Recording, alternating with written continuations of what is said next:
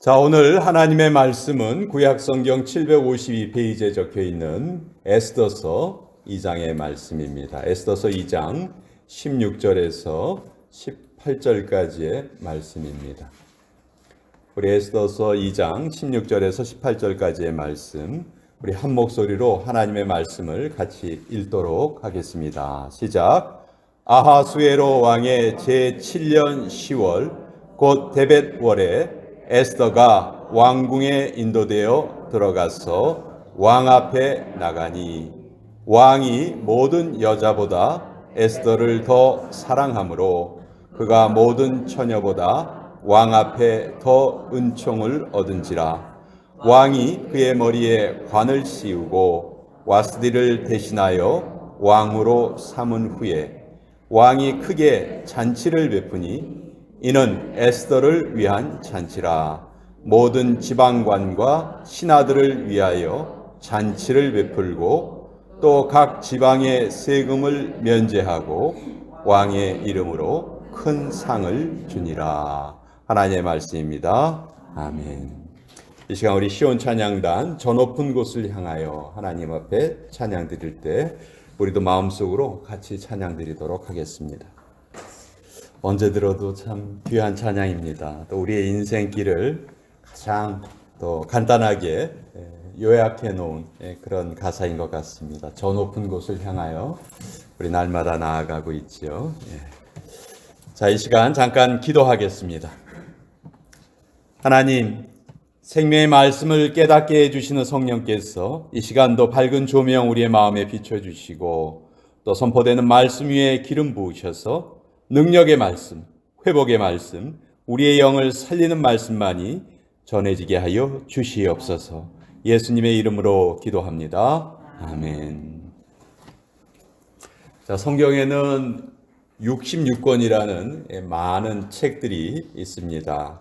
근데 그 책들 중에서 그 제목이 여성의 이름을 딴 책이 딱 2권이 있어요. 룻기라는 책과 에스더서 이렇게 2권의 책인데요.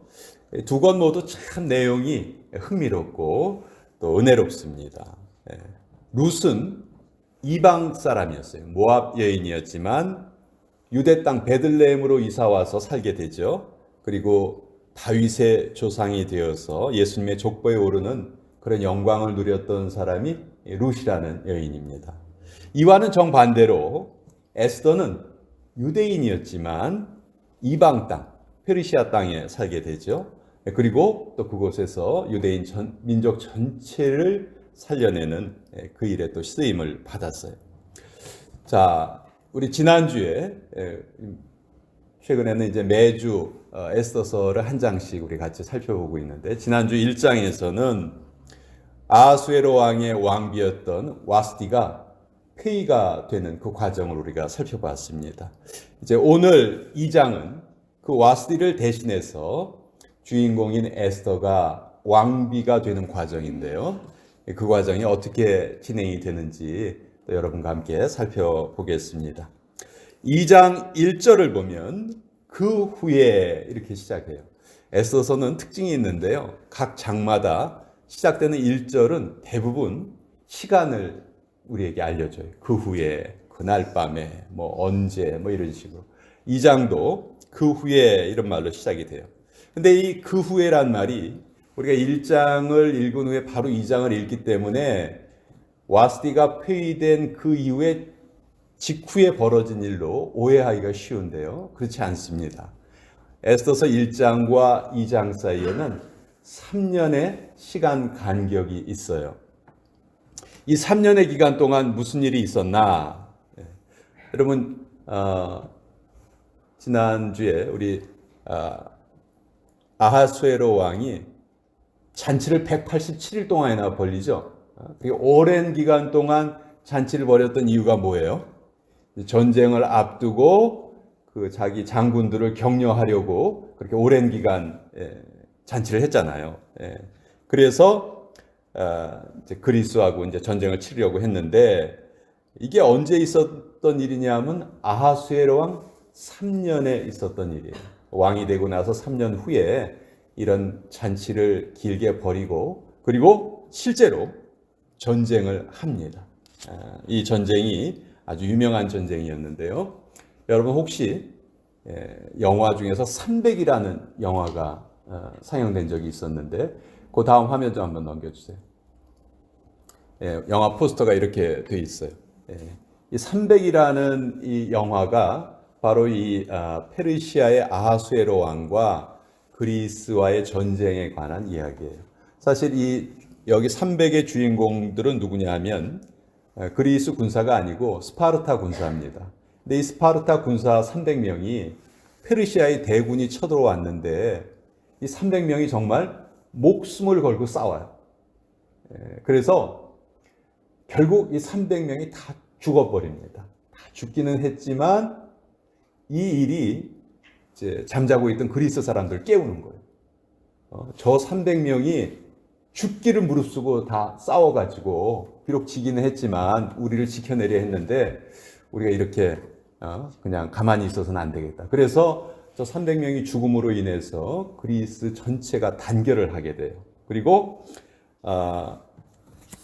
이 아하수에로 왕은 이 300 스파르타 군인들을 다 무찌르고 이제 그리스까지 점령해야 되겠다 하고 이제 전쟁을 계속 지속을 하는데 이제 그리스 군대가 어떤 작전을 벌이냐 하면 그 그리스 앞바다에 살라미스라는 아주 좁은 해협이 있어요.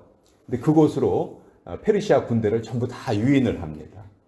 마치 우리 이순신 장군이 일본 그 군함을 다 유인을 해서 격파를 시킨 것처럼 그와 비슷한 일이 똑같이 이루어져요. 그래서 페르시아 군대가 그 살라미스 해전에서 대패를 당합니다. 아주 그냥 너무너무 크게 져요. 최초의 동서양 간의 전쟁이었거든요. 거기에서 동양이 서양에 집니다. 그리고 이제 아하수에로 왕이 이 전쟁에 지고 돌아왔어요. 그리고 이제 2장 1절이 시작이 되는 겁니다. 그 후에 그러니까 전쟁에 지고 나서 돌아왔을 때 이 얘기예요. 자, 이렇게 전쟁에 지고 돌아왔어요. 이때 왕의 마음이 어떨까요? 너무너무 허탈하잖아요. 이거 뭐 창피하기도 하고 분하기도 하고 신하들이 그래서 고민을 하는 거예요. 어떻게 하면 이 왕의 마음을 좀 돌릴 수 있을까? 그러다가 왕비 자리가 지금 3년 동안이나 비어져 있다는 것을 이제 알게 되고 그것 때문에 이제 왕비를 구해줘야 되겠다. 신하들이 이렇게 생각을 하게 되는 거예요. 그래서 에스더서 2장 4절에 이렇게 이제 왕에게 건의를 해요. 왕의 눈에 아름다운 처녀로 와스디 대신 왕으로 삼으소서 하니 왕이 그 말을 좋게 여겨 그대로 행하니라. 비어져 있는 왕비 자리를 채우고 그 왕비를 얻음으로 인해서 다시 기운을 찾고 마음의 안정을 찾으십시오. 이제 이렇게 건의를 했더니 왕이 그래 좋은 의견이다 이러면서 이제 시행을 하는 겁니다. 이제 이 과정에서 에스더가 주인공 에스더가 이제 왕비가 되는 거예요. 근데 1장에도 나와 있지만 에스더는 고아였습니다. 사촌 오빠 모르드게가 자기 딸처럼 키웠어요. 고아였지만 아주 잘 자랐어요. 그리고 용모가 아주 아름다웠다. 성경은 그렇게 기록을 하고 있습니다. 근데 여러분 여기서 하나 우리가 살펴볼 건 이거예요. 자, 이때 왕비를 고르는 기준이 무엇이었는가? 왕비를 고르는 기준이 뭐예요? 신하들이 뭐라고 건의를 하냐면 왕의 눈에 아름다운 처녀를 골라서, 그러니까 왕의 눈에 아름다운 처녀. 한 나라의 왕비를 뽑는데 그것도 이 페르시아 제국은 당시 세계 최대의 제국이거든요. 근데 왕비를 뽑는 기준이 외모였다는 거예요. 이건 좀 잘 이해가 안 돼요. 그렇죠? 평범한 사람도 결혼 상대자를 고를 때 이것저것 얼마나 살펴보고 따지고 뭐 그런 게 얼마나 많습니까? 그렇다면 한 나라의 왕비를 뽑는다면 외모는 물론이고 외모뿐만이 아니고 뭐 출신 성분이라든지 성품이 어떻다든지 뭐 얼마나 많이 배웠는지 뭐 이런 거 따져봐야 될 게 너무너무 많잖아요. 근데 조건이 딱 하나였어요. 예쁘면 되는 거예요. 사실 이 일에도요, 하나님의 보이지 않는 손길이 역사하신 거예요. 만약 왕비를 뽑는데 이런저런 조건을 다 따지고 후보를 물색했다면 에스더가 후보가 될 수 있었을까요? 여러분 생각해 보세요. 전쟁 포로죠. 포로의 후손이죠. 그렇죠? 게다가 고아예요. 고아.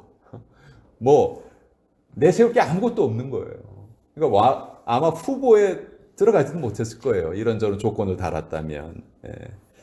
그렇지만 용모가 아름다웠던 에스더가 왕비가 될 수 있었던 유일한 조건이 무엇이었을까? 왕의 눈에 아름다운 처녀를 왕으로 삼으소서. 그러면 이제 조건이 되는 거죠. 왕이요, 이때 어떤 생각을 하고 있었냐면 2장 1절에 보면 자기가 전쟁 나가기 전에 어떤 일이 있었냐면 왕 와스디를 폐위를 시켰잖아요. 그렇죠? 그리고 전쟁에 나갔는데 지고 돌아왔단 말이에요. 그러니까 이제 뭐 별의별 생각을 다 한 거예요. 내가 그때 좀 너무하지 않았나? 뭐 이런 생각을 하는 거예요. 에스더서 2장 1절에 보면 그 후에 아하수에로 왕의 노가 그침에 와스디와 그가 행한 일과 그에 대하여 내린 조서를 생각하거늘. 이제 왕이 이제 3년 전에 있었던 일을 생각을 하는 거예요. 자, 이거를 이제 신하들이 알게 됩니다.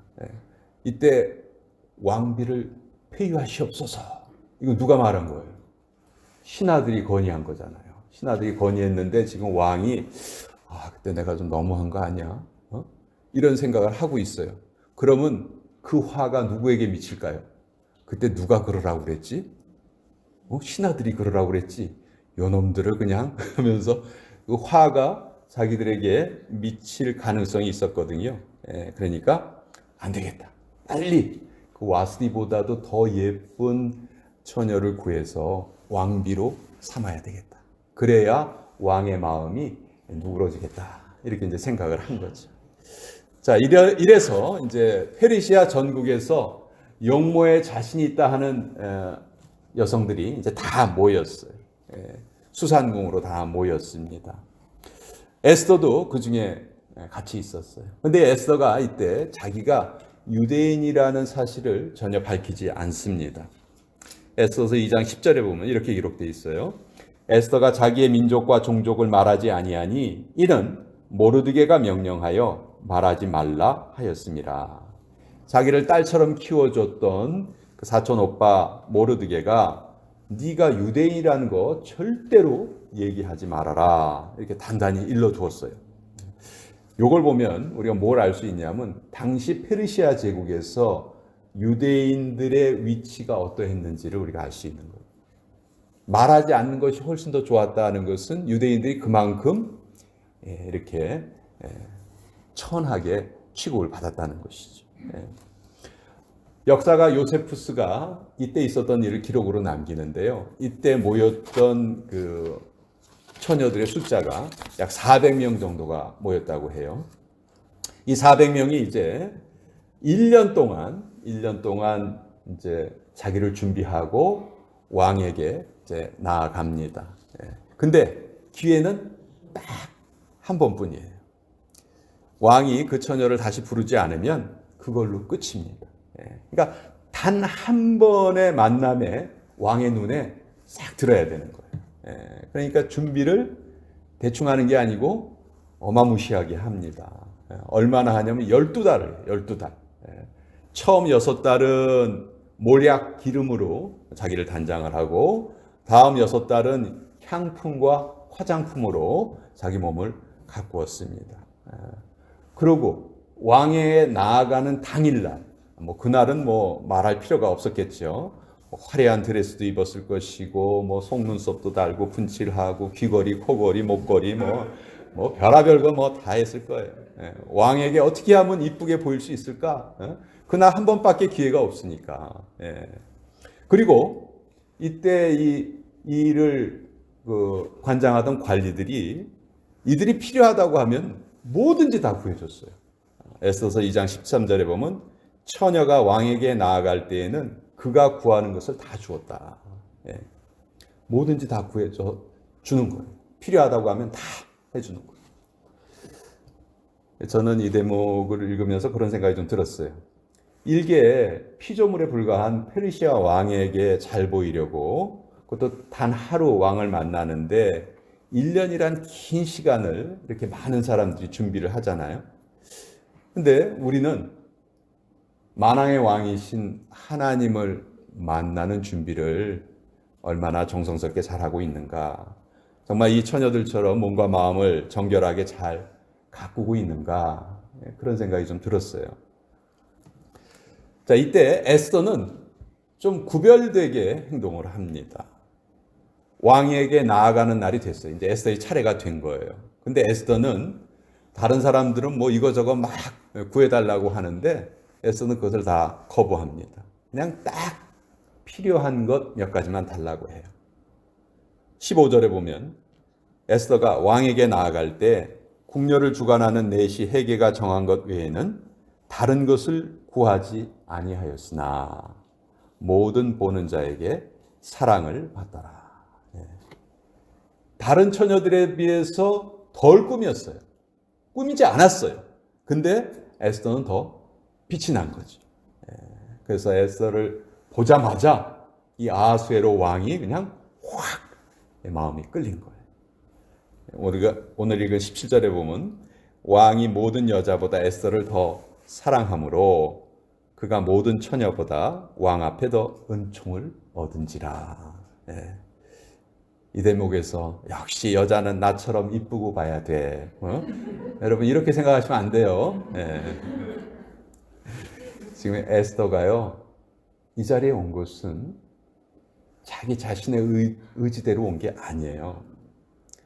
성경을 보면은 에스더가 이렇게 등장하는 구절은요 전부 다 수동태로 되어 있어요. 무슨 얘기냐면 에스더가 지금 이 자리에 온 것도 이끌려서 온 거예요. 자기 뭐 사촌 오빠 모르드게가 야심이 있어서 정치적인 야심이 있어서 야 이번에 에스더를 이용을 해서 내가 뭔가를 좀 해봐야 되겠다 이렇게 생각한 게 아닙니다. 또 에스더가 자기의 자기의 미모를 무기 삼아서 왕비의 자리에 도전한 것도 아니에요. 그렇다면 왜 에스더가 지금 이 자리에 왕 앞에 있는 것일까? 하나님께서 보이지 않는 손길로 개입하셔서 지금 에스더를 이 자리에 있게 하신 거죠. 그렇죠? 하나님의 나중에 계획은 원대한 계획을 가지고 계시죠. 에스더를 통해서 유대 민족 전체를 살려야 되겠다. 그렇기 때문에 하나님께서 에스더를 지금 이 자리에 있게 하신 거예요. 그리고 에스더는 분명히 이 세상에 살고 있었지만 세상 사람들과 동일한 방법을 쓰지 않았어요. 불리해 보였지만 구별되게 행동했다. 그래서 많은 장식품 같은 것도 구하지 않고 꼭 필요한 것으로 준비했다는 것이죠. 우리가 에스더서 2장을 읽다 보면 아주 반복해서 나오는 단어가 있어요. 성경에서 반복해서 나오는 단어는 중요하다는 뜻이에요. 중요하니까 반복해서 나오는데 2장에 반복해서 나오는 단어가 처녀란 단어예요. 처녀란 단어가 2장에 무려 10번 등장해요. 10번. 왜 처녀란 말이 이렇게 여러 번 쓰였을까?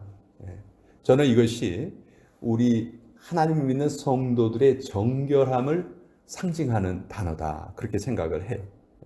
사도 바울도 이런 기록을 남겼습니다. 고린도후서 11장 2절에 보면 내가 너희를 정결한 처녀로 한 남편인 그리스도께 드리려고 중매함이로다. 거기에 보면 우리 성도들을 정결한 처녀로 바울이 표현을 하고 있습니다. 자, 에스더 포로의 후예죠. 고아예요. 또 여성입니다. 당시 사회 통념상으로는 모든 약점을 다 가지고 있었던 존재예요. 그러나 훗날 이 에스더가 왕비가 되어서 민족을 구하는 영웅이 됩니다. 이 에스더를 통해서 이 책을 읽으면서 그냥 참 재미있는 이야기다 이렇게 읽고 지나간다면 우리가 성경을 읽는 보람이 없겠죠. 우린 중요한 질문을 던져봐야 됩니다. 자, 에스더에게 역사하신 이 숨어 계시는 하나님의 손길이 지금 나에게는 어떻게 역사하고 계시는가? 하나님 지금 나를 사용하셔서 무슨 일을 이루기를 원하시는가? 우리가 그것을 이 에스더서를 통해서 좀 같이 좀 고민을 좀 해봐야 돼요. 자, 이 장은 여기에서 끝나지 않습니다. 하나의 이야기가 더 더해져 있는데 에스더의 사촌 오빠였던 모르드게가 왕을 암살하려는 음모를 이제 왕비가 된 에스더에게 알려주고요. 에스더는 이것을 왕에게 또 알려줘서 왕의 목숨을 구하는 이야기가 기록되어 있어요. 에스더서 2장 21절과 22절에 보면 모르드게가 대궐문에 앉았을 때 문을 지키던 왕의 내시 빅단과 데레스 두 사람이 원한을 품고 아하수에로 왕을 암살하려는 음모를 꾸미는 것을 모르드게가 알고 왕후 에스더에게 알리니 에스더가 모르드게의 이름으로 왕에게 아뢰니라. 이 말을 조사를 해봤더니 실제로 왕을 섬기던 내시들이 왕을 암살하려고 계획을 짰던 것이 밝혀졌어요. 그래서 왕이 목숨을 구하게 됩니다. 근데 여기 이제 모르드게가 대궐문에 앉았다 이렇게 표현이 되어 있는데 여러분 이 대궐문에 앉았다는 게 그냥 문지기 역할을 했었나 보다 이렇게 생각하시면 안 됩니다. 그거 오해예요. 이 대궐문에 앉았다는 표현은요, 우리가 구약 성경을 읽을 때 성문 위에 앉았다, 성문 앞에 앉았다, 뭐 이런 표현은 그 사람이 오늘날로 말하면 공식적인 공무원의 지위를 가지고 있었다는 것을 뜻해요. 왜냐하면 고대에는요, 성벽을 아주 두껍게 만들고 그 성벽 맨 위에다가 사람이 다닐 수 있는 길을 만듭니다. 그리고 그 위에서 모든 일들이 이루어져요. 오늘날로 치면 그 과거의 성벽 위나 대궐문 위가 다운타운이라고 생각하시면 돼요. 다운타운에 가보면 뭐 법원도 있고 뭐 경찰서도 있고 뭐 모든 관청들이 다 모여 있잖아요. 그런 일들이 대궐문 위, 성벽 위에서 다 이루어진 거예요. 그래서 이미 모르드게는 이때 어떤 공식적인 지위를 가지고 있었다는 거예요. 그리고 그 모르드게가 그 암살 계획을 미리 알려줘서 왕이 목숨을 구할 수가 있었습니다. 이 장을 개인의 성공의 관점에서 보면 여기서 끝나면 그걸로 만족할 수 있어요. 에스더 그 참 어려운 상황에서 자랐지만 제국의 왕비가 됐습니다. 또 에스더를 키워줬던 모르드게 왕의 목숨을 구하는 그런 공을 세웠습니다. 그러니까 뭐 이런 출세와 이런 성공이 어디 있겠어요. 여기서 이야기가 끝나도 뭐 전혀 불만스럽지 않습니다. 그렇지만 에스더서는 이제 에스더서의 본격적인 이야기가 시작이 돼요. 왜냐하면 에스더서는 개인의 성공담이 아니에요. 개인의 성공 스토리가 아니고 하나님의 구원 이야기예요. 그래서 하나님의 구원 이야기가 이제 이때서부터 본격적으로 시작이 돼요. 모르드게가 왕의 목숨을 구했잖아요. 그런데 상을 하나도 받지 못해요. 이건 사실 상당히 이례적인 일이에요. 그렇지만 이것 역시 하나님의 보이지 않는 손길이셨어요. 나중에 왕이 상을 내리지 않은 이것을 기억을 해내고 이것이 또 계기가 돼서 유대민족 전체가 살아나는 그 기적이 진행이 됩니다. 여러분, 우리가 지금 살아가면서 우리도 알게 모르게 어떤 불이익을 받고 살 수도 있습니다. 결코 실망하지 마세요. 하나님께서는 우리를 절대로 잊지 않으십니다. 하나님의 섭리 속에서 하나님의 방법으로 우리가 지금 손해보는 거 다 보전해 주시고 몇 배로 이자 붙여서 우리에게 돌려주세요. 로마서 11장 33절 깊도다 하나님의 지혜와 지식의 풍성함이요 그의 판단은 헤아리지 못할 것이며 그의 길은 찾지 못할 것이로다. 우리가 반드시 기억해야 될 내용은 이 세상이 온 우주가 우리의 인생의 모든 일들이 다 하나님의 섭리하에 있다. 그것만 우리가 정확하게 알고 기억하고 살아간다면 우리는 걱정할 것이 하나도 없는 그런 삶을 살 수 있을 것입니다. 우리 같이 기도하겠습니다. 은혜의 아버지 하나님, 보이지 않는 영이신 하나님께서 이 세상을 통치하고 계심을 에스더를 통해서 우리가 다시 한번 또 깨닫게 됩니다. 또 그 하나님의 은총 속에서 내가 오늘 하루를 살아가고 있음 역시 깨닫게 됩니다. 아버지, 이 귀한 성경의 메시지를 기억하면서 또 우리의 모든 것을 주관하고 계시는 하나님만 믿고 따라갈 수 있는 그런 믿음을 우리에게 허락하여 주시옵소서. 세상 앞에 당당하게 서서 구별되게 행하는 하나님의 사람으로 우리 모두를 세워 주시옵소서. 예수님의 이름으로 기도합니다. 아멘.